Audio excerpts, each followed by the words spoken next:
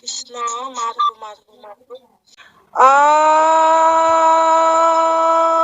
হৰি ৰাম কৃষ্ণ শংকৰ গুৰু হৰি ৰাম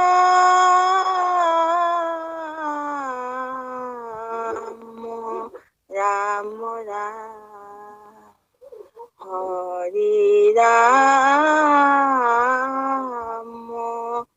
ৰাম ৰাম মুক্তিটো নিস্পৃহ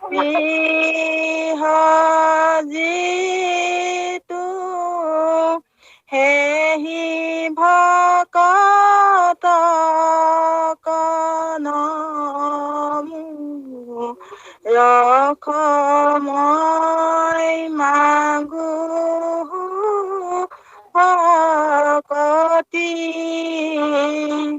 সমস্ত মস্তক মণি নিজ ভকত বৈশ্য ভজো হেন দেৱ যদুপতি জয় ৰাম কৃষ্ণ নাম নাৱে ভৱ সিন্ধু তৰি পাৱে পৰম পদ পাপী যত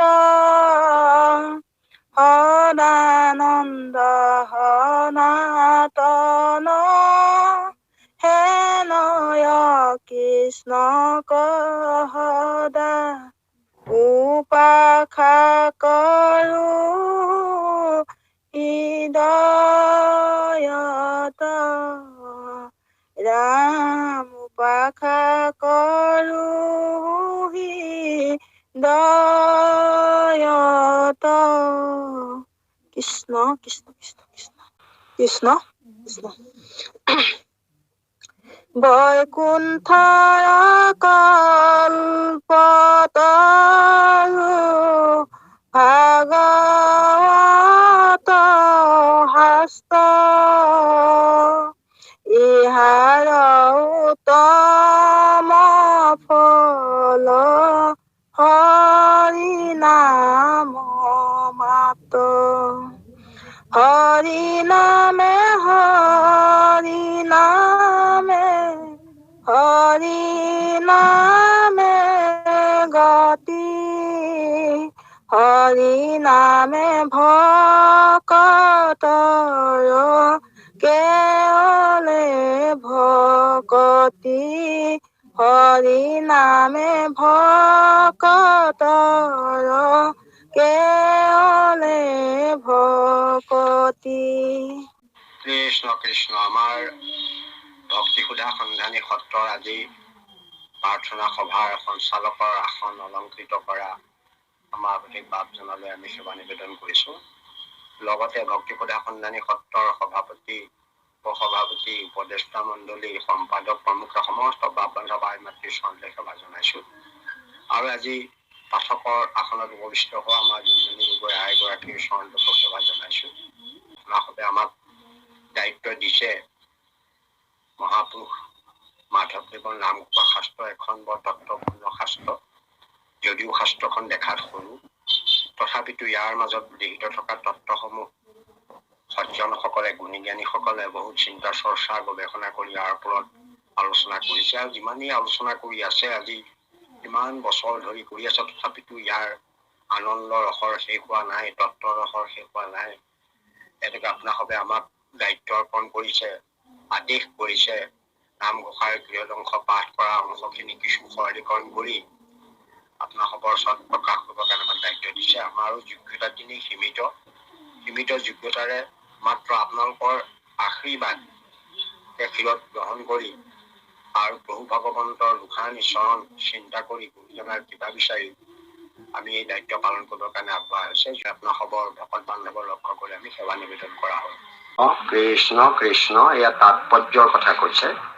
আপোনালোকে চাব তাৎপৰ্যটো না ভাগৱত তাৎপৰ্য চাওকচোন। গোটেই ভাগৱতৰ তাৎপৰ্যটো মহাপুৰুষ শংকৰদেৱে কীৰ্তনৰ মজিয়ালৈ লৈ আনিছে।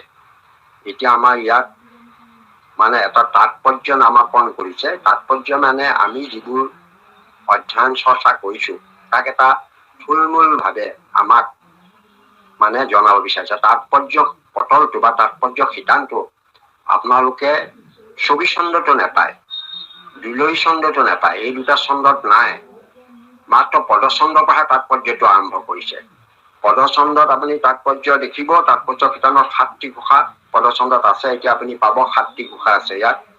তাৰপৰা লেছাৰী চন্দ্ৰত আকৌ 4টি ঘোষা পাব। লেছাৰী চন্দ্ৰতো তেনেকৈ তাৎপৰ্য 4টি ঘোষা পাব।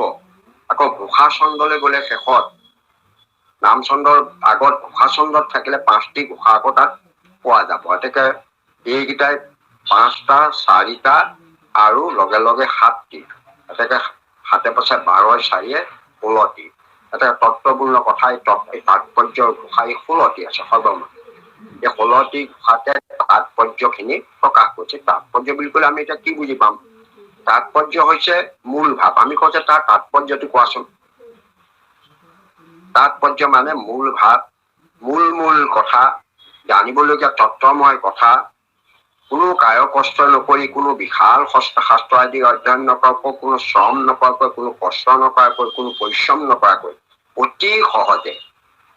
অতি সহজে সুখ শান্তি আনন্দৰে জীৱনটোক সাৰ্থক কৰিব পৰা, সফল কৰি গঢ়ি তুলিব পৰা উপায়টোকে মহাপুৰুষ মাধৱদেৱে তাৎপৰ্য দিছে।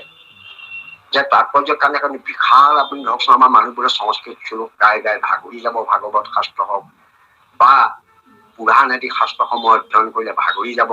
কিমান যে শাস্ত্ৰ আছে। এজন লোকে কৈছিল ভাৰতবৰ্ষত বোলে কেইবাখনো ট্ৰেইন গাড়ীত যদি লড কৰি লৈ যোৱা নাই তথাপিতো ভাৰত থকা শাস্ত্ৰখিনি পঢ়িয়াই শেষ কৰিব নোৱাৰে। ইমানেই শাস্ত্ৰ আছে।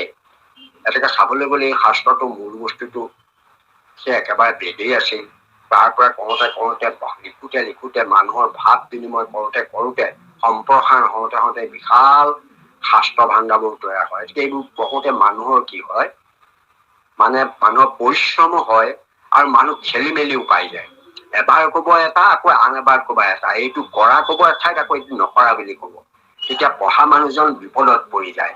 এতেকে সেইকাৰণে শংকৰদেৱে হওক, মাধৱদেৱে হওক, এই মহান গুৰুবিলাকে ভগৱন্তৰ এই গুৰুৰূপে আহি, মহাপুৰুষ শংকৰদেৱ ৰূপে আহি মানুহবিলাকক যাতে মতিভ্ৰম নহয়, ইটো কৰা সিটো ধৰা বেদৰ ঋষিমুনি সকলৰ যেনেকৈ মতিভ্ৰম হৈছিল, আনকি ব্যাসৰ নিচিনা মহাপণ্ডিতৰো মতিভ্ৰম হৈছিল।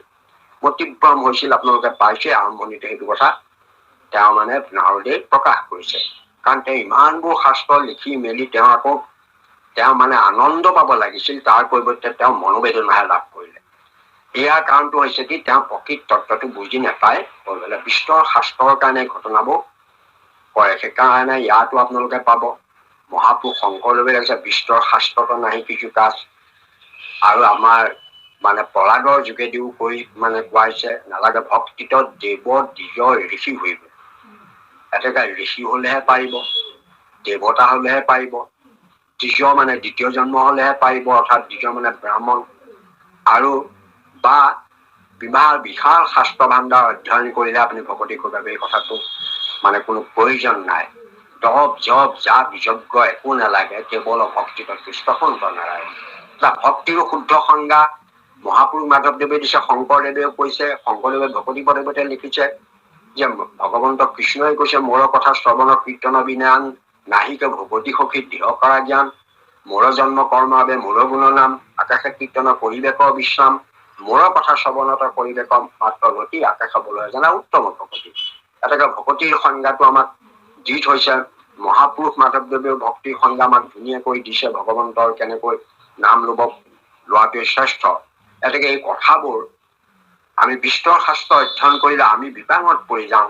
সেইকাৰণে তাক সহজ ভাৱে আমি যাতে পাব পাৰো, তাৰ কাৰণে এয়া 16টি ঘোষা মহাপুৰুষ মাধৱদেৱে নামঘোষাৰ মাজত তাৎপৰ্য হিচাপে দিছে। এই পদচন্দত এইকেইটা পাইছে। আপোনাৰ ঘোষা চন্দত আছে, লেচাৰী চন্দত 4টি আছে। গতিকে এই ঘোষাকেইটাৰ যোগেদি আমি প্ৰকৃততে বিস্তৰ শাস্ত্ৰ অধ্যয়ন নকৰাকৈ আমাৰ জীৱনটো, প্ৰকৃত মানৱ জীৱনটো শুদ্ধ পথৰে, শুদ্ধ ৰাস্তাৰে, শুদ্ধ আদৰ্শেৰে, প্ৰকৃত মানৱীয় মূল্যবোধৰে আমি কেনেকৈ আগবাঢ়ি যাব পাৰো তাৰ ব্যৱস্থাটো এইকেইটা অধ্যয়ন কৰিলে আমি লাভ কৰিব পাৰিম। সেইকাৰণে তাৎপৰ্য বুলি নামকৰণ কৰিছে। এতেকে তাৎপৰ্যৰ এটা গুৰুত্ব আছে। ইয়াত মানে আমাৰ তাৎপৰ্যত মূল কথাটো হৈছে শাস্ত্ৰৰ কথা দেখুৱাইছে। শ্ৰেষ্ঠ শাস্ত্ৰ কোনখন, ধেৰ শাস্ত্ৰ আছে। শ্ৰেষ্ঠ শাস্ত্ৰ কোনজন, শ্ৰেষ্ঠ দেৱতা কোনজন, শ্ৰেষ্ঠ ধৰ্ম কি কি, শ্ৰেষ্ঠ লোক কোনসকল, ইত্যাদি ইত্যাদি কথাবিলাক আমাৰ ইয়াত ব্যাখ্যা কৰিবলৈ চেষ্টা কৰিছে। গতিকে আইগৰাকীয়ে বিভাগী ঘোষা এতিয়া গাইছে, সেয়া প্ৰথমতেই শাস্ত্ৰখনৰ শ্ৰেষ্ঠতা আমাক দিছে যে বৈকুণ্ঠৰ কল্পতৰু ভাগৱত শাস্ত্ৰ, ইহাৰ উত্তম ফল হৰি নাম মাত্ৰ। একেবাৰে তাৎপৰ্য যে ঢেৰ শাস্ত্ৰ আছে। শাস্ত্ৰৰ মানে 18খন পুৰাণ আছে, ইমানখিনি বেদ আছে, ইমানবোৰ বেদৰ শাখা প্ৰশাখা আছে, ইমানবোৰ স্মৃতি শাস্ত্ৰ আছে, অষ্টাদশ স্মৃতি আছে, অষ্টাদশ ভাৰত আছে। এতিয়া বিস্তৰ শাস্ত্ৰ অধ্যয়ন কৰি আপুনি সময় নষ্ট কৰিব নালাগে, শ্ৰমো কৰিব নালাগে। আপুনি একমাত্ৰ উত্তম শাস্ত্ৰ, সৰ্বোত্তম শাস্ত্ৰ, সৰ্বশ্ৰুতি হৃদয়ৰত্ন, পুৰাণৰ সূৰ্য শাস্ত্ৰ বৈকুণ্ঠৰ কল্পতৰু ভাগৱত শাস্ত্ৰ। বৈকুণ্ঠৰ কল্পতৰু এই কাৰণেই বোলা হৈছে, আমাৰ এই বিশ্ব দৰবাৰত কাল মায়াৰ প্ৰভাৱত যিখন আছে এইখনক প্ৰপঞ্চ বোলে। ইয়াত কাল আৰু মায়াৰ শাসন চলে, আৰু বৈকুণ্ঠত কিন্তু কাল মায়াৰ কোনো শাসন নচলে। কাল মায়াৰ তাত প্ৰভাৱ নাই, তাত ভগৱন্ত আৰু ভগৱন্তৰ নামৰহে প্ৰভাৱ চলে। ভগৱন্তৰ প্ৰভাৱ আৰু ভগৱন্তৰ নামৰ প্ৰভাৱ চলে। গতিকে সেই বৈকুণ্ঠত পৰম তত্ত্বময় শাস্ত্ৰখনে হৈছে শ্ৰীমদ ভাগৱত শাস্ত্ৰ। মহাপুৰুষে ধৰাধামলৈ বয়াই আনিছিল। হৰি নামৰ ৰসে বৈকুণ্ঠ প্ৰকাশে আপোনালোকে পাইছে, বস্তু প্ৰকাশ ঘোষাৰ যোগেদি। গতিকে গুৰুজনাই কৃপা কৰি, ভক্তপদে কৃপা কৰি, কল্পতৰু মানে যিটো বাঞ্ছা কৰে সেই ফল লাভ কৰে। আপুনি বিচৰা মতে ফল লাভ কৰিব পাৰে। বিচৰা মতে ফল আপুনি যদি তাত অপপ্ৰয়োগ কৰে, তাক যদি অপব্যৱহাৰ কৰে, তেতিয়া সেইটো ফলতা ফল পাব। আপুনি যদি সৎভাৱে, শুদ্ধভাৱে, শুদ্ধ চিতেৰে, একান্ত বোধেৰে যদি নিৰ্দিষ্ট পদ্ধতিৰে ভাগৱত শাস্ত্ৰক আপুনি সেৱাপূৰ্বক তাৰ পৰা আপুনি বিচাৰে, তেতিয়াহ'লে আপুনি উত্তম ফলো আপুনি লাভ কৰিব পাৰিব। গতিকে বৈকুণ্ঠৰ কল্পতৰু ভাগৱত শাস্ত্ৰ এয়া সৰ্বোত্তম শাস্ত্ৰ। এই শাস্ত্ৰ গুৰুজনাই ধৰাধামলৈ নমাই আনিছিলে আৰু সকলোৱে বুজিব পৰাকৈ, জানিব পৰাকৈ পদচন্দ ৰচনা কৰি সকলোৰে প্ৰতি কৃপা কৰিছে। এই কল্পতৰু মানে লগত এই কাৰণে তোলাইছে, এজোপা বৃক্ষ আপুনি ডাল, পাত, শিপা তাৰ সকলোতে ৰসটো বিয়পি থাকে, সকলোতে ৰসটো বিয়পি থাকে। আপোনালোকে জানে যে এই যেতিয়া সনত কুমাৰক নাৰদেৱ যেতিয়া প্ৰশ্ন কৰিছিল, নাৰদক এবাৰ যেতিয়া তেওঁ ভক্তি মাতৃক যেতিয়া অৱসৰ পৰি থকা দেখা পাইছিল, তেওঁ দুটি পুত্ৰ জ্ঞানৰে দৈৰাগ্য যেতিয়া অচেতন হৈ পৰি আছিল, তেওঁ কোনো পধ্যে বেদ মন্ত্ৰৰে, গীতাৰ মন্ত্ৰৰে কোনো ধৰণৰ কাম কৰি পেলাই তেওঁলোকক সজীৱিত কৰিব নোৱাৰে। যেতিয়া বিষণ্ণ বদনেৰে বদৰিকাশ্ৰমলৈ আহোঁতেই 4 সিদ্ধক লগ পাইছিল। এই 4 সিদ্ধ হল সনত কুমাৰ আদি কৰি এইকেইজন। এতিয়া তেওঁক দেখিয়ে ক'লে যে তোমাৰ কিবা এটা বেদনা হৈছে, কোৱাচোন কি বেদনা? বোলে মোৰ কি বেদনা হৈছে মই নাজানো, এনেকুৱা এটা ঘটনা হৈছে যিটো কাম মই কৰিব নোৱাৰিলো, বেদমন্ত্ৰ উচ্চাৰণ কৰিলো, এনেকুৱা কৰিলো। বোলে তুমি ভাগৱত নপঢ়া কেলে? ভাগৱত নপঢ়া কেলে? সনত কুমাৰে ক'লে ভাগৱত পঢ়িবলৈ কিটো আছে? নাৰদে ক'লে মইতো ভাগৱতখন সৃষ্টি হৈছে বেদৰ সাৰ উদ্ধাৰে, সমস্ত বেদৰ সাৰ উদ্ধাৰ। ভাগৱত বেদৰ পৰা সাৰ সংগ্ৰহ কৰিয়ে ভাগৱত শাস্ত্ৰ তৈয়াৰ হৈছে। এটা মূল তত্ত্বময় বস্তু বেদকে তাত মই পঢ়িলো, এটা বেদকে পাঠ কৰিলো, তথাপিতো কাম নিদিলে। তেতিয়া সেই সনত কুমাৰে এটা শ্লোক কৈছিলে, বেদু উপনিষদং সাৰজাত ভগৱতী কথা অত্যুত্তমা ততো ভাতি পৃথকভূতা ফলাকৃতি আমূলাগ্ৰং ৰসতিষ্ঠতি ন স্বাদতে যথা সংপৃথকভূত ফলে বিশ্ব মনাহৰা। যে বেদ আদি উপনিষদ আদি শাস্ত্ৰৰ সাৰ সংগ্ৰহ কৰি ভাগৱত তত্ত্ব বস্তু প্ৰকাশিত হৈছে যদিও বেদ উপনিষদ সাৰজাত ভগৱতীক অত্যুত্তমা, তেওঁ উত্তম ফল হিচাপে ই প্ৰকাশিত হৈছে। অত্যুত্তমা ততো ভাতি পৃথকভূতা ফলাকৃতি, ফলাকৃতি দান কৰিছে। এজোপা বৃক্ষৰ শিপাৰ পৰা ধৰি ডাল পাতৰ পৰা ধৰি ছালৰ পৰা ধৰি সমস্ততে ৰসটো বিয়পি থাকে আৰু সেই গছজোপাৰ ডাল পাত শিপা আদি বিয়পি থকা ৰসখিনি খায়ে গছৰ গুটিটো লাগে। এতেকে এজন মানুহে যদি গছত লগা গুটিটো খাবলৈ নাপায়, কাৰণ তেওঁ যদি ভাবি লয় যে গছৰ গুটিটো এই গছজোপাৰ পৰাহে সৃষ্টি হৈছে, এতেকে এই ৰসটো নিশ্চয় গছত ডালত কামোৰ মাৰিলেও পোৱা যাব, ছালত কামোৰ মাৰিলে পোৱা যাব, শিপাত কামোৰ মাৰিলে পোৱা যাব, ডাল পাতত কামোৰ মাৰিলে পোৱা যাব। এনে বুলি ভাবি যদি ডালে পাতে কামোৰ মাৰে, তেওঁ যাতে সেই ফলটো সোৱাদ তাত লাভ কৰিব পাৰিব। অত্যুত্তমাত্ৰটো ভাৰতী পৃথক ভূতা ফলাকৃতি সং পৃথক ফল, তেতিয়া তেওঁ এটা পৃথক ফল হৈছে। এতেকে তাত ডাল পাতে ৰস থাকিলেও যেনেকৈ তাত সোৱাদটো পাব নোৱাৰে, তদ্ৰূপ অন্যান্য শাস্ত্ৰবিলাকত বেদ আদি উপনিষদ আদি শাস্ত্ৰ পঢ়ি ভাগৱতৰ ফলৰূপী ভাগৱতৰ সোৱাদটো আপুনি তাত লাভ কৰিব নোৱাৰে। সেইকাৰণে তেতিয়াহে নাৰদে বুজি পাই পেলাই ভাগৱত পঢ়িছেহি। তাৰ পাছতহে আপোনালোকে জানে যে ভক্তি মাতৃ পূৰ্ণ যৌৱনে লাভ কৰিলে আৰু ভক্তিৰ দুটি পুত্ৰ জ্ঞান আৰু বৈৰাগ্যই পূৰ্ণ যৌৱন লাভ কৰি পৃথক হিচাপে নাথাকি ভক্তি মাতৃৰ হৃদয়ত প্ৰৱেশ কৰিলে। সেইদিন ধৰি ভক্তিৰ দুটি পুত্ৰ জ্ঞান আৰু বৈৰাগ্যৰ পৃথকতা নাইকিয়া হৈ গল। এতেকে সেয়া সনত কুমাৰে জ্ঞান দিলতহে নাৰদেও বুজি পাইছে। তেনেধৰণে এই ভাগৱতৰ উত্তম ফলটোৱে হৈছে আমাৰ হৰি নাম। বিহাৰৰ উত্তম ফল হৰি নাম। ভাগৱতে বেদৰ ফল, আকৌ বেদৰ ফল ভাগৱত, আকৌ ভাগৱতৰো আটাইতকৈ উত্তম ফলটো হৈছে হৰি নাম। গতিকে ইয়াৰ উত্তম ফল হৰিনামৰ মাত্ৰ, মাত্ৰ শব্দটো ব্যৱহাৰ কৰিছে আৰু বেলেগ আৰু নাই। ভাগৱতে অন্য সিদ্ধান্ত কোনো দিয়া হোৱা নাই।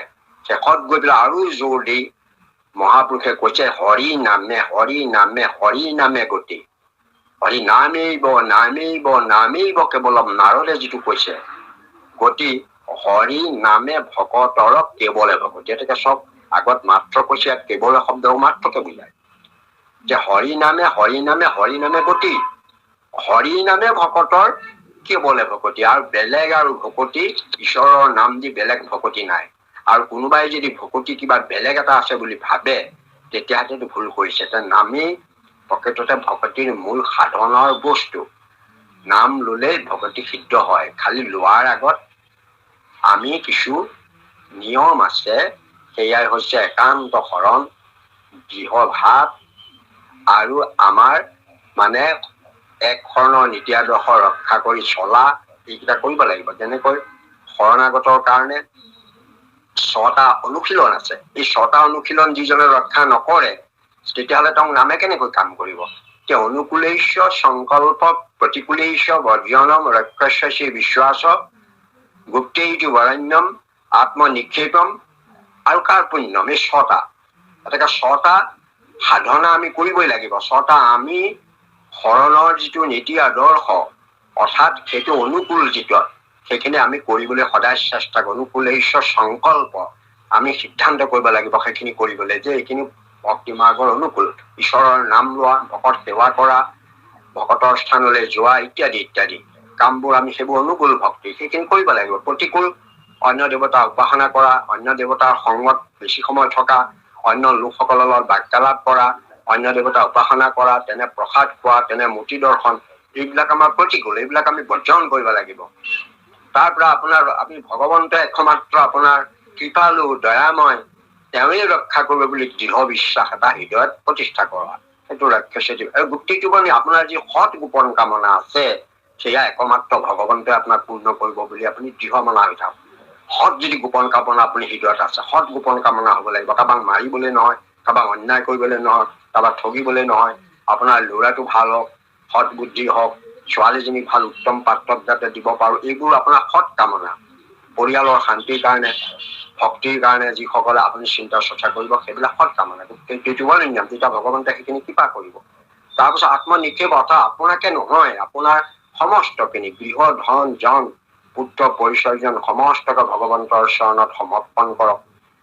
তাক ইংৰাজী টোটেল চাৰেণ্ডাৰ বুলি কয়। ভগৱন্তৰ ওচৰত সমস্ত সমৰ্পণ কৰক। আৰু কাৰ্পুণ্য, সময় সুবিধা পালেই ঈশ্বৰৰ নাম লবলৈ চেষ্টা কৰা। যেতিয়াই পাইছে তেতিয়াই নাম লওক, যিকোনো সময় পায়। গতিকে এইখিনি কৰিলে আপোনাৰ কামখিনি নিশ্চয় হৈ গ'ল। কাৰণ বৈকুণ্ঠৰ কল্পতৰু ভাগৱত শাস্ত্ৰৰ মানে উত্তম ফলটোৱে হৈছে হৰি নাম মাত্ৰ। আৰু হৰি নামে আমাৰ ভকতসকলৰ কাৰণে একমাত্ৰ ভকতি। আৰু তাৰ বাহিৰে কিবা ভকতি আছে বুলি মানে আমাক শাস্ত্ৰই কোৱা নাই যে হৰিনাম শব্দ অকল হৰিনামটোকে কোৱা নাই। হৰি নামৰ লগত এটাবোৰ নাম জড়িত হৈ আছে। আগত কৈ যোৱা নামবিলাক সমস্ত নামেই হৰিনামৰ অন্তৰ্গত। যে সমস্তকে হৰিনাম বুলি কোৱা হয়। সেইকাৰণে মহাপুৰুষ শংকৰদেৱৰ ধৰ্মটোৰ নাম এক শৰণ হৰিনাম ধৰ্ম। ইয়াৰ হৰিনাম ধৰ্ম মানে অকল হৰিটো নামেই কোৱা নাই।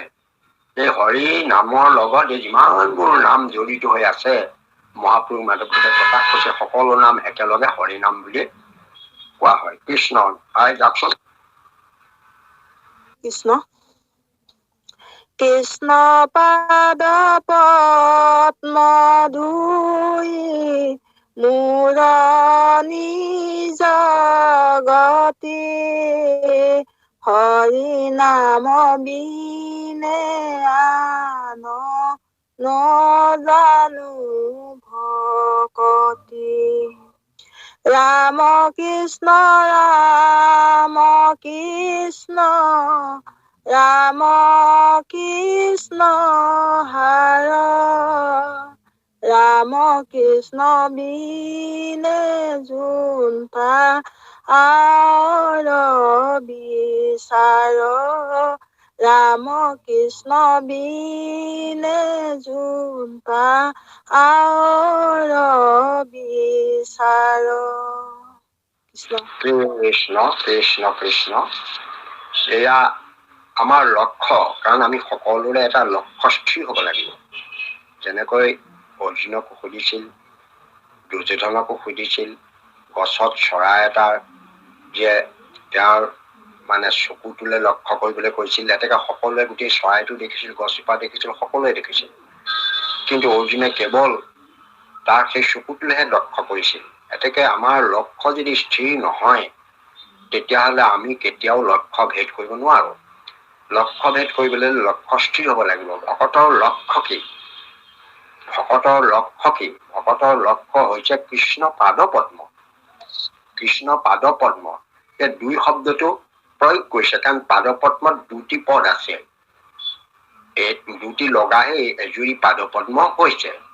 এই পাদ পদ্মৰ বৰ্ণনা শাস্ত্ৰবিলাকত আপোনালোকে পাইছে। সেইকাৰণে পদৰ পৰা দুটা লাগিলে পাদ হল, আৰু পদ্ম সদৃশ কাৰণে ই পাদ পদ্ম বুলিছে। আৰু তাৰ বৰ্ণনা শাস্ত্ৰই ধুনীয়াকৈ দিছে। কৃষ্ণ পাদ পদ্ম বৰ্ণনা দিছে যে দেখিবলৈ কেনেকুৱা কৃষ্ণ পাদ পদ্ম পদ্ম সদৃশ। অৰ্থাৎ ওপৰৰ ফালৰ পৰা যি তললৈ পদুম ফুলপাহ চোৱা যায়, যেনেকৈ অৰুণ চৰণ তলৰ যেনেকৈ পদুম ফুলৰ পাতবোৰ মানে ধুনীয়াকৈ মেল খাই থাকে, দেখিবলৈ যেনেকৈ আহঁত গছৰ পাতটোৰ নিচিনা হয়, ৰত্নৰ পাকৰি নহয়, ঠিক তেনেকৈ ভগৱন্তৰ চৰণ দুখানিও 10টি যি আঙুলি আছে সেয়া পদ্মপত্ৰ সদৃশ। পদ্মপত্ৰ সম বুলি কৈছে আঙুলিখিনি। আৰু চৰণটো অৰুণ চৰণৰ নিচিনা পদ্ম সদৃশ। তেনেকে এটা পদুম ফুলৰ দৰে মানে তাৰ এটা ধুনীয়া সুন্দৰ ৰূপ প্ৰকাশ কৰিছে। আৰু লগে লগে তাৰ গলেই আৰু নখৰ ওপৰলে গলে যে নখচন্দ পাব, উজন্তি পাব, আকৌ নকুল পাব, তাৰ ওপৰলে গলে হৃদয় পাব। এয়া দুখানি চৰণৰ এটি সুন্দৰ গণনা মহাপুৰুষজনে দিছে। এতেকে এই ভগৱন্তৰ আমাৰ দুখানি চৰণেই আমাৰ একমাত্ৰ লক্ষ্য বস্তু। আমি ভগৱন্তৰ চৰণক লক্ষ্য কৰিহে আমাৰ সাধনা কৰিছো। আমি ভক্তিৰ সাধনাটো কি? ভগৱন্তৰ চৰণ লক্ষ্য। আমি ভগৱন্তৰ ধুনীয়া ৰূপটো আমি লক্ষ্য কৰা নাই। যদিও আমি ভজনৰ কাৰণে ভগৱন্তৰ ৰূপটো আমি চিন্তা কৰিছো, কাৰণ এটা কথা আমি জানি নথলে হয়তো সময়ত আমাৰ বিসংগতি হব পাৰে। সেইকাৰণে আমি জানি থোৱাটো ভাল। কিন্তু ভগৱন্তৰ যিটো নিজা ৰূপ, সেই ৰূপটোতো আমি সলাই দিব নোৱাৰো। আপুনি ধ্যান ধাৰণা কৰি পেলাই ভগৱন্তৰ ৰূপটো সলাই দিব পাৰিব নেকি? কোনেও নোৱাৰে। ভগৱন্তৰ নিজৰ যিটো ৰূপ, সেই ৰূপে আপোনাৰ এদিন প্ৰকাশিত হবই। এতেকে আমি ভগৱন্তৰ মানে লক্ষ্য হল চৰণ দুখানি।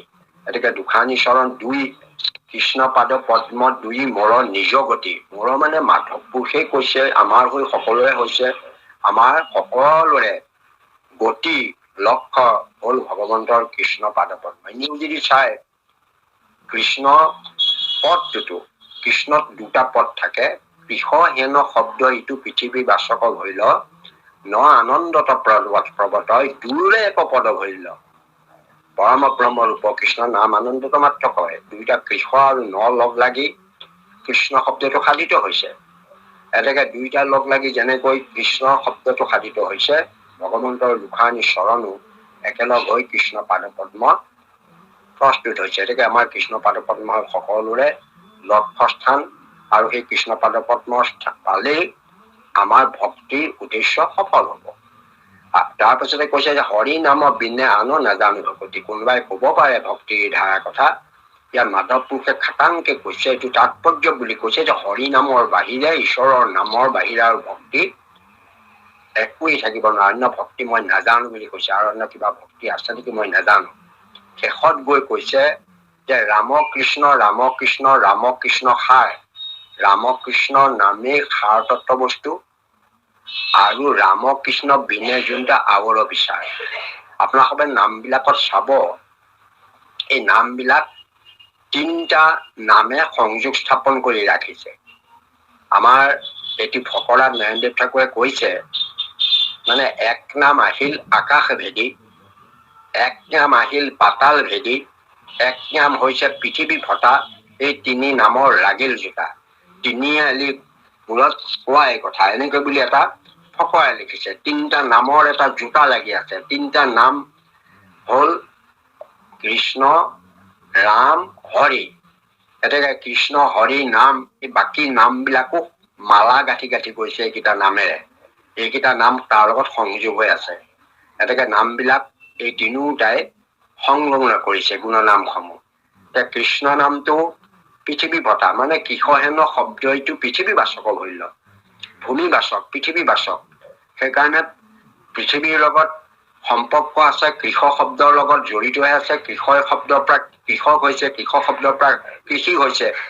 ধাতু একেটাই, একেটা ধাতুৰ পৰাই কৃষি হৈছে, কৃষ ধাতুৰ পৰাই কৃষি হৈছে, কৃষ ধাতুৰ পৰাই কৃষক হৈছে, আৰু কৃষ ধাতুৰ পৰা কৃষ্ণও হৈছে। এতিয়া কৃষ্ণ, কৃষি, কৃষক এইটো এটা সম্পৰ্ক আছে। এতিয়া ভূমিৰ লগত সম্পৰ্ক, পৃথিৱীৰ লগত সম্পৰ্ক, সেইকাৰণে কৃষ ধাতুটো তাৎপৰ্য আছে। পৃথিৱীৰ পৰা উদ্ধাৰ বুলি কৈছে। আৰু ন আনন্দত প্ৰৱৰ্তন, সঁচাকৈ কৃষকসকলে, কৃষিজীৱী লোকসকলে আনন্দত প্ৰৱৰ্তন কৰে, তাৰ লগত ইয়াৰ সম্পৰ্ক আছে। সেইকাৰণে কৃষ্ণ নামটো পৃথিৱী ভটা নাম। আকাশ ভেটি আহিছে, আপোনালোকে পাইছেই, আকাশৰ পৰা নাম আহিছে, পাতালৰ পৰা আহিছে। আপোনালোকে পাইছে যে সহস্ৰ নাম বৃত্তান্তত আছে। এনেকে এটা নাম আহিল পাতাল ভেদি হৰি নাম, ৰাম নামটো হেনো আকাশ ভেদি আহিছে। তিনিটা নামৰ জোতা লাগি সমস্ত নাম সংযোগ স্থাপন কৰিছে তিনিটা নামৰে। তাৰ পাছতো গুৰুজনাই কৈছে, মাধৱদেৱেও কৈছে, তাৰ পৰা আকৌ দুটা নামলৈ আনিছে। ভগৱন্ত কৃষ্ণই কৈছে। শেষত গৈ তিনিটা নামৰ উদাহৰণ দিয়াৰ আগতেই ভকতি প্ৰদীপত যে মোহৰ দুগুটি নাম, এক হৰি এক ৰাম, স্মৰে আকৌ মহাপাপী হুই, 60 লক্ষ কোটি জন্মে যত পাপ কৰি আছে, সবাৰো মূল্যতে লাগে জুই। এইদৰে বুলি দুটা নামলৈ আহি সেইটো 60 লক্ষ কোটি জন্মৰ উদাহৰণ দিয়াৰ পাছত যেতিয়া অৰ্জুনে ধৰিলে যে প্ৰভু তুমি যে কৃষ্ণ নামটোৰ কথা নকলা, তেতিয়া তেওঁ কবলৈ বাধ্য হল যে কৃষ্ণ নামৰ মহিমা মই নিজেই নাজানো। শেষত কৃষ্ণ নামৰ মহিমা কি বুলি কলে, যে যিজনে কৃষ্ণ কৃষ্ণ ওচৰে যিটো নৰে, যিজনে কৃষ্ণ নাম লয়, তেওঁ মহা সৰ্বকোটি পাপক হৰণ কৰে। এইদৰে এটা সংখ্যা দিবলগীয়া হৈছেগৈ। এতেকে ৰাম কৃষ্ণ হৰি এই নামকেইটা তত্বপূৰ্ণ নাম, আৰু কৃষ্ণ নাম মানে সমস্ত নামতকৈ মানে ক্ষমতাশালী, বেছি যোগ্য। কিন্তু আমাক গুৰুজনাই কৈছে যে সকলোৱে লব পৰা অতি সুকোমল নামটো হৈছে ৰাম নাম।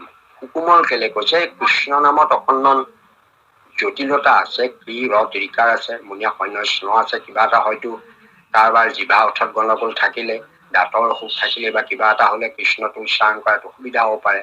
কিন্তু ৰামটো অতি সহজে লব পৰা এটি নাম। সেইকাৰণে ৰাম নামটোক আমাক সহজে লব পৰা লোকসকলৰ কাৰণে সুবিধা কৰি অতি মানে সুমধুৰ সুমংগল শ্ৰদ্ধায়ে হেলায়ে লয়া নৰমাত্ৰ তৰে ভৱ, গতিকে সেই নাম আমাক সুবিধা কৰি দিছে। গতিকে এই ৰামকৃষ্ণ ৰামকৃষ্ণ ৰামকৃষ্ণ সাৰ বুলি কৈছে। সাৰ তত্ত্ব এই নাম দুটা। আৰু আপুনি মাধৱদেৱে নামঘোষা আৰম্ভ কৰোঁতে কৈছে যাৰৰ ৰাম কৃষ্ণ নাম, যাৰৰ ৰাম কৃষ্ণ নাম, এইবিলাক আপোনালোকে পায়ে গৈছে। গতিকে সেই ৰামকৃষ্ণ নামটোক নামৰ সাৰ বুলি কৈছে। তাৰ বাহিৰে অন্যান্য যিবোৰ ধৰ্মৰ কথা কৈছে, অন্য কৰ্মৰ কথা কৈছে, অন্য সাধনাৰ কথা কৈছে, এইবিলাক জুমঠা বুলি কৈছে। জুমঠা মানে মিছা, এইবিলাক মিছা কথা। গতিকে সেইবিলাকত লাগি মানুহে সময় নষ্ট কৰিব নালাগে। আৱৰ বিচাৰ কৃষ্ণ আই যাওকচোন। শ্ৰী ৰাম নাম ভকতৰ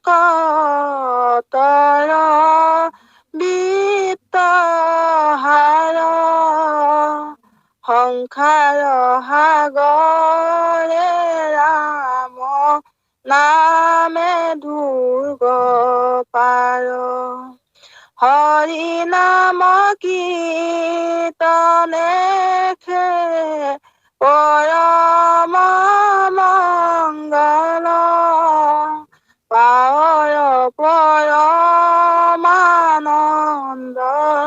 গুছে কৰ্মমল।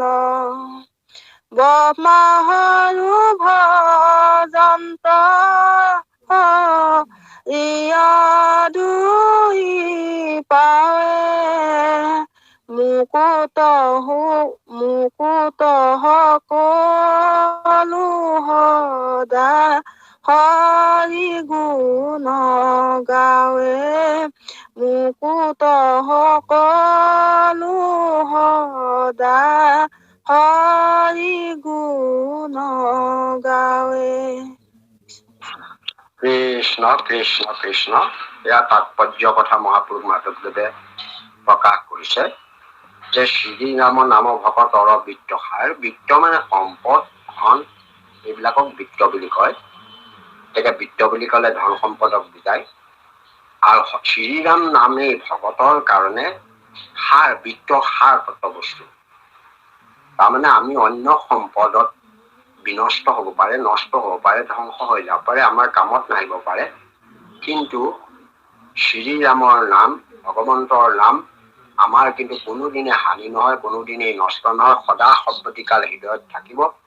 ইহকালত ভোগ কৰাৰ কাৰণে আপোনাক সহায়ক হ'ব আৰু পৰকালত পৰম গতি সাধিবৰ কাৰণে কাম দিব। সেইকাৰণে ইয়াক বিত্ত সাৰ হিচাপে ঘোষণা কৰিছে। সাৰ মানে উত্তম, তাতকৈ আৰু উত্তম বিত্ত নাই। সাৰ শ্ৰেষ্ঠময় বস্তু। সংসাৰ সাগৰে ৰাম নামে দুৰ্গ পাৰ। এটা ৰাম নামত আশ্ৰয় কৰিলেই যে সংসাৰ সাগৰখন তৰিব পাৰিব, সংসাৰ সাগৰখন পাৰ হৈ যাব পাৰিব।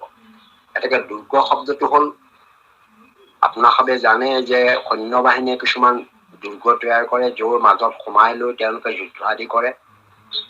সংসাৰ সাগৰখনো পাৰ হবলৈ আমাৰ বৰ ভয়ানক, বিপদজনক। মাছ, কুম্ভীৰ, মগৰ এইবিলাক চাৰিওফালে ব্যাপি দি আছে।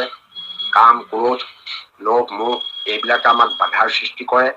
এতেকে আমাৰ সংসাৰ সমুদ্ৰখন তৰিবৰ কাৰণে সুবিধাজনক নহয়। কিন্তু আমি যদি এটা দুৰ্গ তৈয়াৰ কৰিব পাৰো, যিটো দুৰ্গ ভেদ একোৱে কৰিব নোৱাৰে, যে সৈন্যসকল বাংকাৰ বুলি কোৱা হয়, আপোনালোকে পাইছে যে সৈন্যসকলে বাংকাৰ তৈয়াৰ কৰি পেলাই তাত মাজত সোমাই থাকে। যিমানেই বোম ফুটক, যিমানেই যি নকৰক, কোনো ফালৰ পৰাই তেওঁলোকক এটেক কৰিব নোৱাৰে, কোনো অস্ত্ৰ শস্ত্ৰ আহি মাৰিব নোৱাৰে। গতিকে আমাৰো এই সংসাৰ সমুদ্ৰ তৰিবৰ কাৰণে ৰাম নামেৰে যদি আমি এটা দুৰ্গ তৈয়াৰ কৰি লওঁ, চাৰিওফালে যদি এটা আৱৰণ তৈয়াৰ কৰি লওঁ, অভেদ কৱচ তৈয়াৰ কৰি লওঁ, তেতিয়াহ'লে আমাৰ আৰু সংসাৰ পাৰ হোৱাত কোনো কঠিনতা নাথাকিব। সংসাৰ সমুদ্ৰত যিবোৰ বাধা, আমাৰ যিবোৰ শত্ৰু, সেইবোৰে আমাক একো আৰু আক্ৰমণ কৰিব নোৱাৰিব। গতিকে আমি সংসাৰ সাগৰ তৰিবলৈ হ'লে ৰাম নাম ৰূপী দুৰ্গ নিৰ্মাণ কৰি ল'ব লাগিব। সেই দুৰ্গত অৱস্থান কৰি আমি সমুদ্ৰ তৰণৰ ব্যৱস্থা কৰিব লাগিব। সেইকাৰণে ইয়াত ৰাম নামক এটা দুৰ্গৰ লগত তুলনা কৰিছে। সৈন্যসকলে যেনেকৈ যুদ্ধ কৰিবৰ কাৰণে দুৰ্গ তৈয়াৰ কৰি লৈ, বাংকাৰ তৈয়াৰ কৰি লৈ তাত সোমাই তেওঁলোকে যুদ্ধ কৰে। আগৰ দিনত গড় বা মাৰি পেলাই যুদ্ধ কৰিছিল, তাৰমানে এটেক কৰিব নোৱাৰে। আজিকালি আপোনাৰ এই আমাৰ শৰীৰত কিছুমান মানে পোচাক পিন্ধি লয়, যিবিলাক বুলেট প্ৰুফ বুলি কয়। বুলেট প্ৰুফ পোচাক পিন্ধি যেনেকৈ তেওঁলোকে যুদ্ধ কৰিবলৈ যায়, বুলেটে আহি আক্ৰমণ কৰিব নোৱাৰে। ঠিক তেনেকৈ আমি এটা হৰি নাম বা ঈশ্বৰৰ নাম, ৰাম নামটো এটা অভেদ কবচৰ নিচিনা।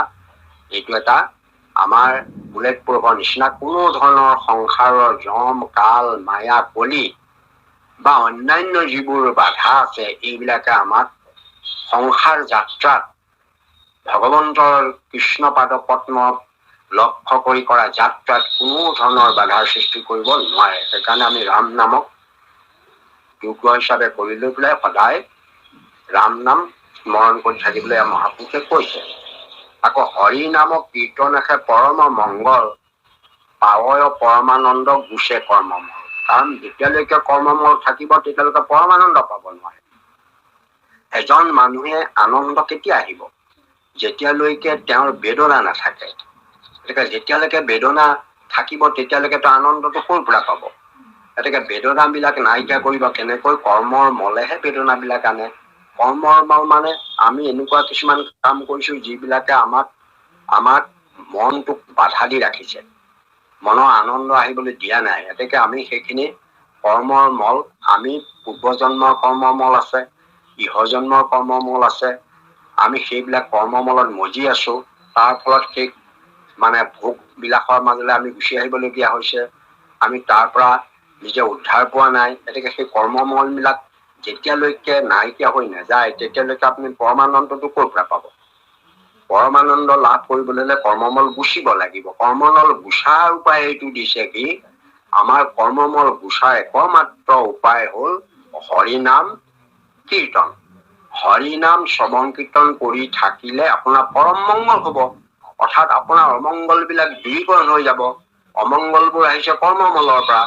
তেতিয়া অমংগল বিলাক নাইকিয়া হৈ যাব। অমংগলৰ লগে লগে কৰ্মমল নাইকিয়া হৈ যাব। তেতিয়া আপোনাৰ হৃদয়খন পবিত্ৰ হৈ পৰিব। কোনো ধৰণৰ ইয়াত অবিদ্যাৰ ডাৱৰ নাথাকে। আনন্দৰ হয় পৰিপূৰ্ণ হৈ যাব। তেতিয়া আপুনি পৰমানন্দ হৃদয়তে আপুনি অনুভৱ কৰিব পাৰিব, পৰমানন্দ লাভ কৰিব পাৰিব। আৰু তাৰ উপায়টোক আমাক দিছে ভগৱন্তৰ দুটি চৰণত আমি সৰ্বক্ষণে সেৱা কৰি তেওঁৰ নাম গুণেৰে ভজিব লাগিব।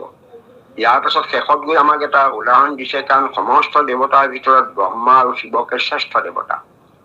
ব্ৰহ্মা হৰৰহে উদাহৰণ দিছে, আনবিলাকৰ কথা কোৱা নাই যে অকল ব্ৰহ্মা হৰহে ভজে নেকি। এজনে এবাৰ এটা কথাত কলে যে অকল ব্ৰহ্মা শিৱহে ভজে, বাকীবোৰ দেৱতাইটো নভজে। এইটো কিন্তু ভুল কথা। এটা উদাহৰণে দিছে, ডাঙৰ দুটা উদাহৰণ দিয়ে বাকীবোৰ তাৰ মাজত সোমাই থৈছে। ব্ৰহ্মা হৰো এই দুজন একেবাৰে শ্ৰেষ্ঠতম দেৱতা। ব্ৰহ্মা হৰো ভজন্ত হৰিৰ দুই পাৱে, মুকুট সকলো সদা হৰি গুণ গাৱে। গতিকে তিনিবিধ আমাৰ কাৰণে শ্ৰেষ্ঠতম লোক বা শ্ৰেষ্ঠতম সত্তা। এজন হল ব্ৰহ্মা, তেওঁ ব্ৰহ্মা আদি জীৱজত বুলি আমি কৈছোৱেই। ব্ৰহ্মাৰ আদি জীৱ। ভগৱন্তই ব্ৰহ্মাক সৃষ্টি কৰি কৰাৰ দায়িত্ব দিছিল, শিৱক দায়িত্ব দিছিল। আৰু শিৱই তেনেকৈ 11টা নাম লৈ, বিভিন্ন 11গৰাকী পত্নী লৈ একাদশখন স্থানত থাকি এই জগতত ভগৱন্তক সহায় কৰিছে। কেনেকৈ? জগতখনত ঈশ্বৰৰ ধৰ্ম প্ৰচাৰ কৰিব লাগে আৰু শেষত গৈ লোকসকলক, প্ৰকৃত দোষীসকলক শাস্তি প্ৰদান কৰি এই সংসাৰৰ পৰা বিদায় দিব লাগে। এই কামবোৰ ভগৱন্তৰ নিৰ্দেশ মতে শিৱ কৰিছে। হৰিৰ অধীন হৈয়া হৰে সংহৰন্ত, জগতকে ভগৱন্তে আপুনি পালন্ত। ব্ৰহ্মাদেৱে নিজেই কৈছে যে হৰিৰ আজ্ঞা লৈহে হৰে সংহাৰ কাৰ্য কৰিছে। এইখিনি কাম কৰে। তথাপিতো এই দুইজন দেৱতাই কিন্তু হৰিক দুই চৰণত সৰ্বক্ষণে ভক্তি কৰি থাকে, তেওঁলোকৰ চৰণ বন্দনা কৰি থাকে। তেওঁলোকৰ ভগৱন্তক ভক্তি নকৰাকে কোনো কাৰ্যই তেওঁলোকে নকৰে, ব্ৰহ্মা শিৱই সকলে। আৰু লগে লগে এইটো কৈছে, যিসকলে মুক্তি লাভ কৰিলে বা তেওঁলোকৰ কি থাকিল আৰু এই সংসাৰ সাগৰৰ পৰা তেওঁলোকে উদ্ধাৰ লাভ কৰিলে।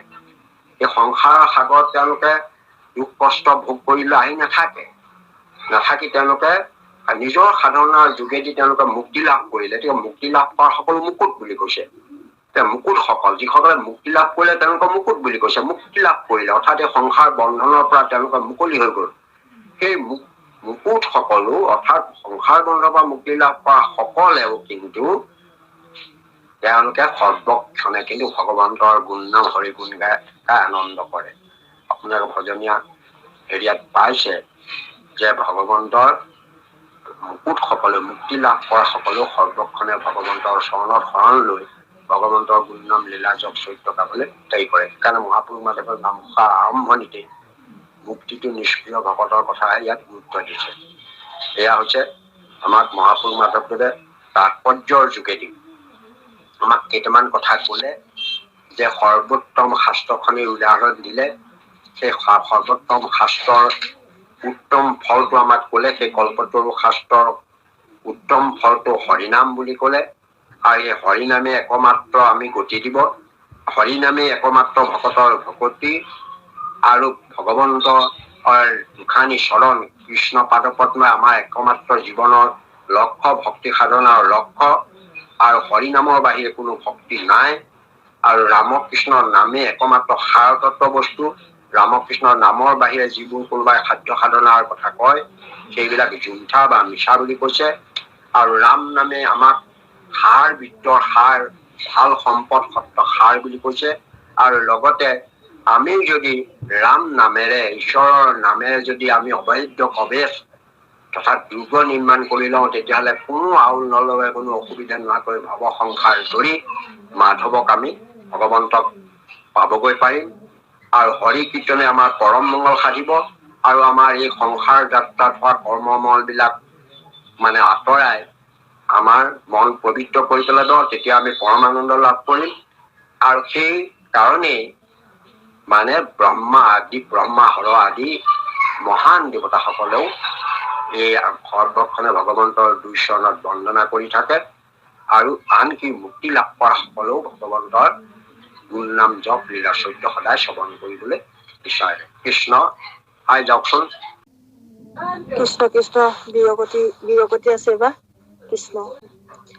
বিষয়ৰ আশা ভংগে ভক্তৰ হৰিষ দেশয় বিষয় সুখ বিস্থাৰ অধিক বিষয় সুখ যত সকলো খায় জানিয়া ভকতে তাক কৰে পৰিহাৰ জানিয়া ভকতে তাক কৰে পৰিহাৰ।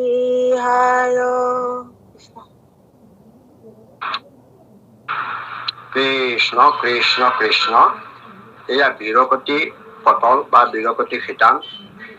মাত্ৰ বীৰগতি শিতান এই দুজোপা ঘোষাহে নামঘোষাখনিৰ ভিতৰত আছে। তাকো নামঘোষাৰ পদচন্দত মাত্ৰ দুটি ঘোষাৰ এই এটা বীৰগতি শিতানটো আমাৰ পোৱা যায়। অন্য বীৰগতি অন্য লেচাৰী ছন্দতো নাই, দুলৰী ছন্দতো নাই, ছবি ছন্দতো নাই, ঘোষাৰ ছন্দতো নাই বা অন্যান্য ছন্দতো নাই। এই মাত্ৰ এই পদচন্দত দুটি ঘোষা বীৰগতি মানে পটলৰ আমাৰ ইয়াত দিয়া আছে। বীৰগতি মানে হৈছে আসক্তি নোহোৱা। আমি সাধাৰণতে আমাৰ ঘৰ দুৱাৰ সা সম্পদ বিষয় বস্তু এইবিলাকৰ প্ৰতি আমাৰ আসক্তি থাকে।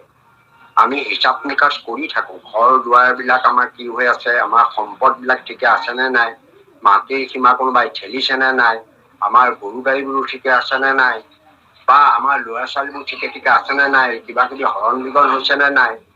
এইবিলাক আমাৰ আসক্তিটো হৈছে। কাৰণ আমাৰ বস্তুবিলাকৰ প্ৰতি এটা টান আছে, আসক্তি আছে। যেতিয়া এইবিলাকৰ প্ৰতি আপুনি আছে আপুনি কৰ্তব্যতা কৰি আছে, তেতিয়াহ'লে আসক্তি হয় যিটো বীৰগতি বুজাইছে। অৰ্থাৎ বিৰক্তিটো পৰা বীৰগতিটো আহিছে। ইয়াত বীৰগতি নামৰ দুভাষী ঘোষা ইয়াত কৈছে। বীৰগতি বিৰক্তি শব্দৰে এটা তৎসম শব্দ। আপোনালোকে তৎউদ্ভৱ আৰু তৎসম শব্দ পাইছে যে এইটো বিৰক্তিটো যেনেকৈ মূল শব্দ তাৰ পৰা বিৰকতিটো তাৰ প্ৰথম শব্দ হিচাপে ইয়াত ব্যৱহাৰ হৈছে মানে দেখুৱাইছে। আমি যদি কিবা এটা ক্ষেত্ৰত আমি যেতিয়া কেতিয়াবা মানে অতিষ্ঠ হৈ আমি বিৰকতি হৈ পৰিছো, সেই এটা বেলেগ কথা। অতিষ্ঠ হৈ বিৰকতি অহাটো এটা বেলেগ কথা। কিন্তু ঈশ্বৰৰ ভক্তি এফালে ভক্তি প্ৰেমত নিমজ্জিত হৈছে আৰু আনফালে সাংসাৰিক ভোগবিলাকত বিৰকতি হৈছে, সেইটো বেলেগ কথা। এতেকে ভক্তি প্ৰেমৰ প্ৰতি যেতিয়া আকৰ্ষণ বাঢ়ি যাব, বাঢ়ি যোৱাৰ লগে লগে সংসাৰ বিষয়ভোগৰ প্ৰতি আপোনাৰ বিৰকতি আহিব। কাৰণ এফালে বাঢ়িলে এফালে কমে, দুইটাই সমানে আপুনি বঢ়াব কেতিয়াও নোৱাৰে। এইটো হৈছে এটা মানে চাইন্সৰ এটা সূত্ৰই আছে যে আমাৰ বয়সৰ সূত্ৰ কোনোবাই ল'ৰা ছোৱালীয়ে পঢ়িছে, বিদ্যালয়ত পাইছে যে আমাৰ যদি টেম্পাৰেচাৰটো কনষ্টেণ্ট ৰখা যায়, কাৰণ আমাৰ তিনিটা বস্তু থ্ৰী ডাইমেনশ্যনৰ কথা যেনেকে থাকে, যেনেকে টেম্পাৰেচাৰ মানে উত্তাপ আৰু প্ৰেচাৰ মানে চাপ আৰু ভলিউম মানে আয়তন, এই তিনিটাই আমাৰ সমস্ত জগতখনৰ বস্তুবিলাকক দেখুৱাই থাকে। তাৰমানে উত্তাপৰ লগতে সম্পৰ্ক থাকে। উত্তাপ বাঢ়িলে কেনেকে গৰম কালি তাঁৰবিলাক দীঘল হৈ যায়, কাৰণ টেম্পাৰেচাৰ বাঢ়ি যোৱাৰ লগে লগে সি দীঘল হৈ যায়, তাঁৰবিলাক তললৈ ওলমি পৰে। সেই কথাবোৰ আমাৰ ল'ৰা ছোৱালীয়ে পঢ়োতে পাইছে। আৰু সেই যে ৰেলৰ লাইনবিলাক আমাৰ যে মাজে মাজে ফাক এটা দিয়া থাকে, কাৰণ এইটোৱেই যে গৰম কালি হলে সেইডাল দীঘল হব পাৰে, তেতিয়া হয়তো ৰাতি ওপৰলৈ উঠি যাব পাৰে, তেতিয়া ট্ৰেইন আদি এক্সিডেণ্ট হব পাৰে। গতিকে এই কথাবোৰ আমাৰ বিজ্ঞানৰ ছাত্ৰবিলাকে জানে। গতিকে টেম্পাৰেচাৰ ইফেক্টৰ পৰা সেইবিলাক হয়। তাৰ লগে লগে আমাক বস্তুৰ ওপৰত সদায় চাপ থাকে। আমি কওঁ যে আমাৰ প্ৰেচাৰ বাঢ়িছে, প্ৰেচাৰৰ টেবলেট খাইছো, আমাৰ ইণ্টাৰনেল প্ৰেচাৰ কিবা কাৰণে বাঢ়িছে, সেই প্ৰেচাৰটো বঢ়াৰ কাৰণে নিয়ন্ত্ৰণ কৰিবলৈ প্ৰেচাৰ কণ্ট্ৰলৰ কাৰণে আমি টেবলেট খাইছো। তেনেকে কোনোবা শকত হৈ গৈছে ভলিউম বাঢ়িছে, এতেকে ভলিউম বঢ়াৰ কাৰণে নিয়ন্ত্ৰণৰ কাৰণে ভলিউম কমাবলৈ আমি কিবা ব্যৱস্থা কৰিছো। এতেকে এইবিলাকে আমাৰ শাৰীৰিক জগতখনত কম বেছ বিলাক চলি থাকে। এতিয়া ইয়াৰ সূত্ৰ মতে যদি temperature remaining constant the volume of gas বুলি এটা সূত্ৰ আছে, যে এটা গেছৰ ভলিউমটো যদি টেম্পাৰেচাৰটো কনষ্টেণ্ট ৰাখে, মানে কনষ্টেণ্ট মানে স্থিৰ হৈ আছে, তেতিয়াহ'লে ভলিউমটো তাৰ প্ৰেচাৰৰ ইনভাৰ্চলি প্ৰপৰ্চনেল। মানে সি প্ৰেচাৰ বাঢ়িলে ভলিউম নাবাঢ়ে, তথা প্ৰেচাৰ বাঢ়িলে ভলিউম কমিব, এইটোকে ইনভাৰ্চলি কয়, ওলোটা। তাৰমানে প্ৰেচাৰ বাঢ়িলে ভলিউম কমিব, আকৌ প্ৰেচাৰ কমিলে ভলিউম বাঢ়িব। অৰ্থাৎ আমি সাংসাৰিকত যদি আপুনি ভক্তি প্ৰেমটো যদি আপোনাৰ বাঢ়ি গৈ থাকে, ঊৰ্ধ্বগামী হৈ গৈ থাকে, তেতিয়াহ'লে আপোনাৰ বিৰকতিটো আহিবই, বাঢ়ি যায়। সংসাৰৰ বিষয় ভোগৰ প্ৰতিটো আপোনাৰ কমি আহিবই, এইটো নিয়ম কথা। এইটো ভলীবলৰ দ্বাৰা কৈছে, লগে লগে আপোনাৰ ঈশ্বৰৰ প্ৰতি ভক্তিটো বাঢ়ি যাব আৰু সাংসাৰিক ভোগবিলাকৰ প্ৰতি আপোনাৰ বিৰকতি আহি যাব। সেইকাৰণে ভক্তি ইমান হৈছে মেজাৰ কৰিবৰ কাৰণে আপুনি অইনলৈ যাব নালাগে, নিজক নিজে আপুনি কৰিব পাৰিব। আপুনি নিজে পৰীক্ষা কৰিব পাৰিব। এইটো নিজক পৰীক্ষা কৰিবৰ কাৰণে মহাপুৰুষ মাধৱদেৱে এই বিৰকতি হেৰিটো আমাক আনি দেখুৱাইছে, যে আপুনি নিজকে পৰীক্ষা কৰিব, আপুনি গম পাই যাব ভক্তি বাঢ়িছে নে নাই। যদি ভক্তি বাঢ়িছে, আপুনি ভকত হৈছে, তেতিয়াহ'লে আপুনি যেতিয়া কিবা এটা আশা কৰিছিলে, আপুনি ধৰক মাজত খেতিৰ দ্বাৰা কৰিছিলে যে খেতিৰ দ্বাৰা ফল লাগিব, বয় বা খাব পাৰিম, বজাৰলৈ নোযোৱাকে হ'ব, জিকা পাম, দাংবডি পাম, খানা পাম, কৰিলে খেতি কৰাৰ পাছত গোটেইবোৰ বান্দৰ আহি খাই পেলালে, তেতিয়াহ'লে আপোনাৰ খং উঠে নে? আপুনি কেনেকুৱা পায়, গালি চালি পাৰে নে কি কৰে? বান্দৰবোৰে শেষ কৰিলে, মোৰ খেতিখন শেষ কৰি দিলে, তেতিয়াহ'লে বুজিব যে আপোনাৰ ভক্তিত নিশ্চয় ঊৰ্ধ্বগামী হোৱা নাই। কাৰণ আপুনি জিকা ভেন্দিদা এইকেইটা বস্তুৰ প্ৰতি আমি মমতা আছে। আপোনাক ভগৱানে পৰীক্ষা কৰিলে, আপুনি পৰীক্ষাত ফেইল হ'ল। আপোনাৰ ইয়াত কৈছে যেতিয়া আপোনাৰ আশা ভংগ হ'ব, আপুনি যিটো আশা কৰিছিলে খেতিডৰাৰ পৰা পাম বুলি, সেইটো যদি নষ্ট হৈ যায়, তাৰ পাছত যদি আপুনি আনন্দ কৰিব, ভাল কাম হ'ল দেই, এইকেইটাকে আশা কৰি ৰখি আছিলো, পোৱা গ'লি, এইকেইটা বান্দৰে খাব বুলি এইখিনিতে ৰৈ আছিলো, কিবা ঠাইলৈও ভাগৱত পাছলৈও নগলো, বান্দৰে খাই পেলাই বুলি ৰখি আছিলো, ভাল হ'ল বান্দৰে খাই পেলালে, এতিয়া মই ৰখিব নালাগে, ঈশ্বৰে কৃপাহে কৰিলে, এতিয়া মই পাছলৈ যাব পাৰিম, নামলৈ যাব পাৰিম। ঠিক ইয়াত যদি আপুনি এটা পজিটিভ চেন্সত ল'ব পাৰে, বিষয়ৰ আশাভংগ ভক্তৰ যদি হৰি হয়, তেতিয়াহ'লে ভাল হ'ব। এজন লোক মই পাইছিলো, তেওঁ মানে আমাক মাতিছে, মাতি নি পেলাই তেওঁ মানে কিবা মিঠাই চিঠাই খাবলৈ দিছে।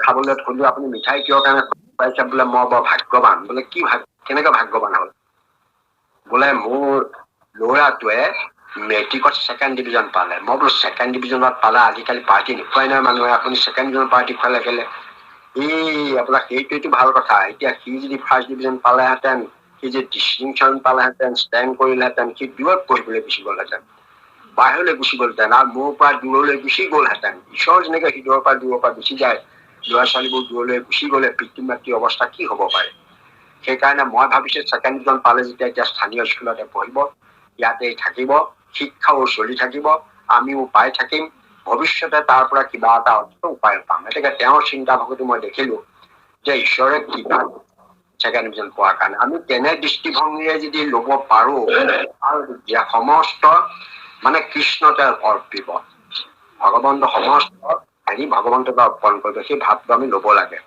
আৰু দেশৰ বিষয় সুখ বিস্তাৰ সদৃশ বিস্তাৰ যেনেকৈ এৰি দিয়াৰ পাছত আমি গুৰুত্ব নিদিওঁ যে বিস্তাৰটো কিমান গ'ল কি গ'ল কিমান হেৰি হ'ল আমি যেনেকে তাক চাই নাথাকো পায়খানা কৰি কোনো মানুহে চাই নাথাকে বা তাৰ প্ৰতি স্নেহ নাহে যে এইটো মোৰ শৰীৰৰ পৰা ওলাই গ'ল মোৰ মূল্যৱান বস্তু গুচি গ'ল এনেকুৱা ধৰণে কোনে যেনেকৈ নাভাবে ঠিক তেনেকৈ প্ৰকৃত ভকতে বিষয়ৰ সুখটো বিস্তাৰ সদৃশ জ্ঞান কৰে আৰু বিষয়ৰ সুখযত সকলো অসাৰ জানিবা ভকতে তাক কৰে পৰিহাৰ বিষয়ৰ সুখবিলাক আমাৰ কোনো অসাৰ কোনো কাম নাই কাৰণ আমি এইবোৰ ভাবিছো আমাৰ ভবাৰ কথাহে আজিকালি আমাৰ এটা ডাঙৰ দোষ এটা আছে কি আমি সদায় লোকৰবোৰ ভাল দেখো নিজৰটো ভাল নেদেখো আমাৰ এগৰাকী মানুহ লোকৰ ঘৰবোৰ চাৰিওফালৰ পৰা উন্নত দেখে নিজৰটো ভাল নেদেখে এইটো আমাৰ স্বভাৱ সিদ্ধ কথা সেইকাৰণে আমাৰ বিষয় ব্যাকুলটো বাঢ়ি যায় বিষয় ব্যাকুলটো বাঢ়ি যোৱাৰ মূল কামটো হ'ল আমি নিজে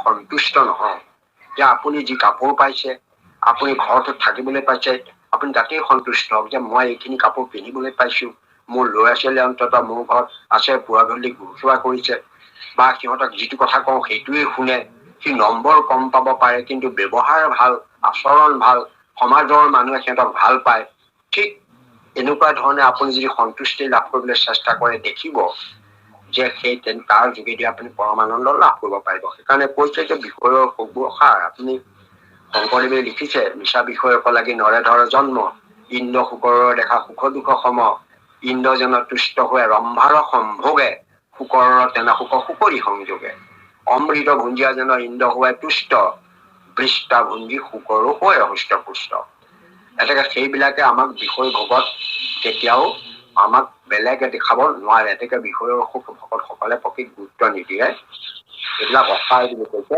সেইকাৰণে জানি ভকতসকলে সেই বিষয়ৰ সুখটোত গুৰুত্ব নিদিয়ে পৰিহাৰ কৰে বুলি ইয়াত কৈছে এইটো বীৰকতি সিদ্ধান্ত বৰ গুৰুত্বপূৰ্ণ কেৱল ভকতৰ কাৰণেহে কৰিছে কিন্তু এইটো আনৰ কাৰণে নহয় অভকতৰ কাৰণে নহয় যিসকল ভকতে ভক্তিৰ পথত যাত্ৰা আৰম্ভ কৰিছে শৰণ লৈছে ভজন লৈছে ভক্তি কৰিছে আৰু সেইসকলৰ কাৰণে এই কথাকেইটাত গুৰুত্ব ইমান তেতিয়াহ'লে আমি ভকতসকলৰ এইবিলাক জানি পৰিহাৰ কৰে বীৰকতি এয়া আমাৰ শেষ হৈছে কৃষ্ণ